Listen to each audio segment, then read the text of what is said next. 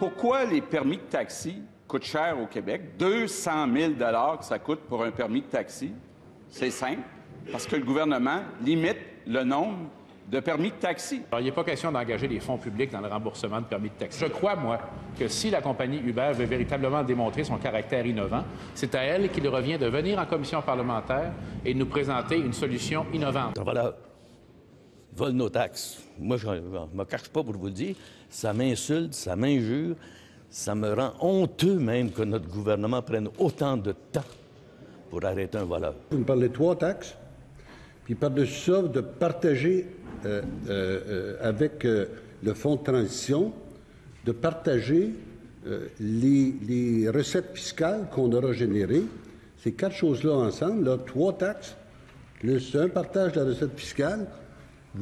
Est-ce que vous pensez que les Québécois sont prêts à payer 3 taxes plus un partage des recettes fiscales pour accueillir Uber au Québec? Cette bulle à l'échelle internationale va s'effondrer et on sera fiers au Québec d'y avoir contribué parce que c'est les réponses que nous donnons ici qui fait en sorte que de plus en plus de gens partout dans le monde réalisent ce que représente Uber, une entreprise malhonnête, déloyale, qui trompe l'État et qui use de la fraude et de la fausse représentation pour opérer. Je trouve ça habile sur le plan des communications, mais ratoureux et mensonger.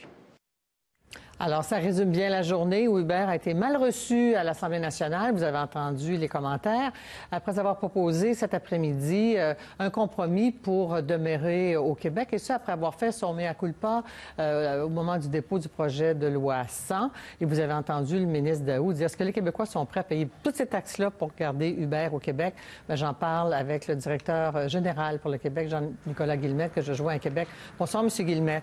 Bonsoir, Mme Dussault. Écoutez, vous avez fait un mea culpa au moment du dépôt du projet de loi 100. Vous proposez une solution qu'il faut bien l'entendre, on vient de l'entendre, est très, très, très mal reçue. C'est loin d'être gagné, là, votre affaire.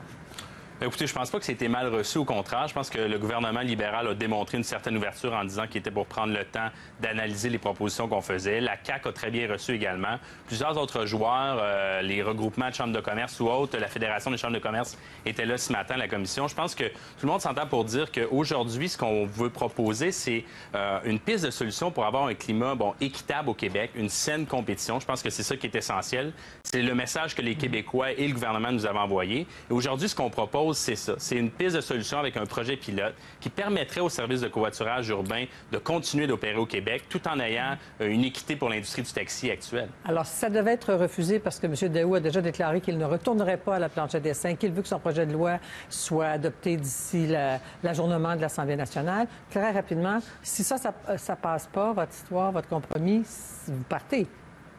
Écoutez, si le projet de loi 100 est adopté dans l'intégralité qu'il a été déposé, on ne pourra pas continuer d'opérer, on va être obligé de cesser. Mais aujourd'hui, ce qu'on vient proposer, c'est un compromis, c'est des pistes de solutions. On le fait de bonne foi et je pense qu'on a fait un bon travail à amener des pistes de solutions qui sont réelles et applicables rapidement également. Non seulement on parlait des taxes, M. Daou parlait des taxes, on parle de frais de service. Donc, on parle de plus de 3 millions de dollars qui seraient versés par Uber à l'État québécois pour pouvoir opérer. On parle d'un frais supplémentaire au niveau de la SAAC de 7 sous par course pour contribuer au fonds d'assurance public que les Québécois paient également. Et on parle de, non seulement les TPS et les TVQ à partir du 1er dollar, mais également d'un fonds de transition. Ouais. Et je pense que ce fonds de transition-là, ça démontre une ouverture, mais ça pourrait créer un marché qui est équitable. Oui, bien regardez, on va les prendre une par une, les mesures. Là. Le 100 000 que vous proposez, là, plus de 35 la course, qui représenterait 3 millions. 100 000 c'est pour votre compagnie à vous, c'est pas par taxi, là. Non, c'est ça. Donc, c'est un frais annuel que Uber paierait au gouvernement. Et ensuite, 35 sous par course qui serait versé, ce qui va arriver à la fin de l'année environ 3 millions en frais administratifs payés. Vous avez peut-être entendu Mme Ouellet dire que, dans le fond, vous êtes une multinationale, vous envoyez vous investissez votre argent dans une multinationale. 3 millions, c'est des peanuts à côté de l'argent que vous faites puis que vous envoyez à l'étranger, non?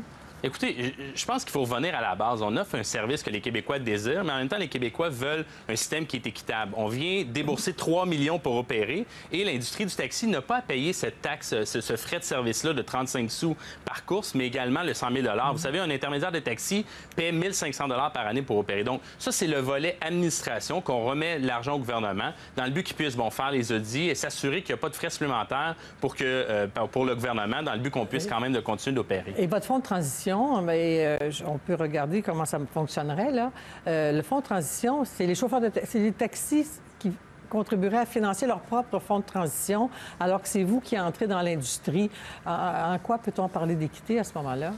Non, le fonds de transition n'est pas financé par l'industrie du taxi. Vous savez, ce fonds de transition-là, c'est une proposition. On pense qu'il y a des experts qui se doivent de regarder ça plus en profondeur. Mais un fonds de transition, premièrement, on devrait évaluer quelles sont les pertes réelles de l'industrie du taxi. Donc, quand on regarde la valeur des licences de taxi, on avait quelqu'un de chez Taxi Coop Laval ce matin, comme ça, parlementaire, qui a dit il n'y a pas eu de baisse dans la valeur des licences de taxi à Laval. Donc, il faut évaluer si on a un impact réel sur une baisse de revenus ou une baisse de valeur dans les licences. Une fois que ça s'est établi, on va comprendre un peu mieux combien d'argent on a besoin pour aider à une transition dans l'industrie du taxi. Et pour le financer, ce que nous, on proposait, c'était non seulement, vous savez, en installant les MEV dans les véhicules de taxi, le gouvernement va récupérer 75 millions en taxes impayées par l'industrie du taxi. Est-ce que je vous arrête tout de suite? Là? Dans le fond, c'est une façon, est-ce que je dis en guillemets élégante, de dire les fameux MEV, c'est 75 millions. Vous êtes en train de dire qu'ils font du travail au noir, les taxis, là, en disant ça.